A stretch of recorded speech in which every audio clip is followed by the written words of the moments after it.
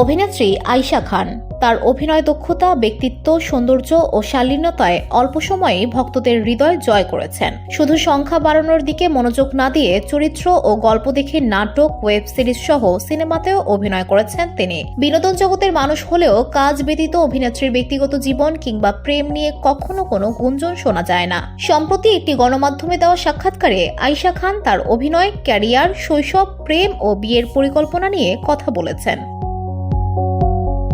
নিজের প্রেম প্রসঙ্গে অভিনেত্রী বলেন, স্কুল লাইফ থেকেই আমি খুবই রাফ অ্যান্ড টাফ পার্সোনালিটি নিয়ে চলাফেরা করতাম। এটার জন্য হয়তোবা কেউ প্রপোজাল বা প্রেমের সাহসটা করতে পারেনি, আর যারা করেছেন তাদের সঙ্গে হয়তো কথা বলেছি, বোঝার চেষ্টা করেছি। একটা সময়ে তাদের কোনো নির্দিষ্ট বিষয় চোখে পড়ার পর মনে হয়েছে দূরত্ব বজায় রাখাই ভালো।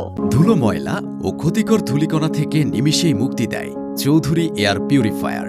এর শক্তিশালী সাকশন ঘরের কোনায় কোনায় লুকিয়ে থাকা সকল ধুলা টেনে ফিল্টার করে এবং বের করে আনে নির্মল ও স্বাস্থ্যকর হাওয়া।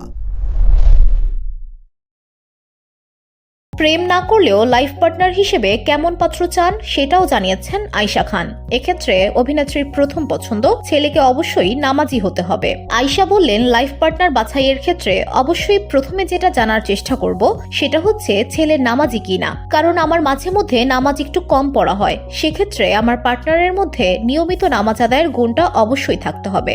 নামাজ নিয়ে আয়েশার পরিবারও বেশ সচেতন, তাই নামাজের জন্যই অভিনেত্রীকে বাসায় মায়ের কাছে বেশি বকাঝকা শুনতে হয়।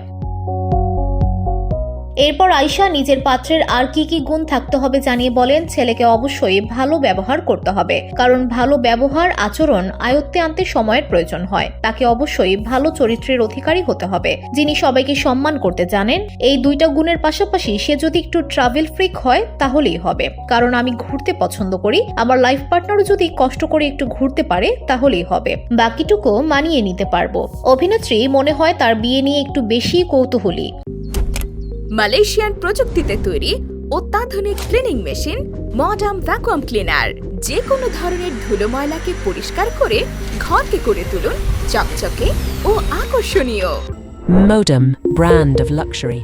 জীবনসঙ্গী না খুঁজে পেলেও বিয়ের তারিখ কিন্তু ঠিক করে রেখেছেন। 21 ডিসেম্বর বিয়ে করতে চান তিনি, তবে তারিখটা বললেও সালটা কিন্তু জানাননি তিনি। আয়েশা খান বলেন, ডিসেম্বর মাসে সবাই তো 16 ডিসেম্বর, 25 ডিসেম্বর, 31 ডিসেম্বর বিয়ে করে, তাই আমি চিন্তা করেছি আমার বিয়েটা 21 ডিসেম্বর হবে। যদিও কোন সাল সেটা এখনই নিশ্চিত করে বলতে পারছি না, আগে পাত্র খুঁজে পাই, তারপর 21 ডিসেম্বর বিয়ে করে নিব।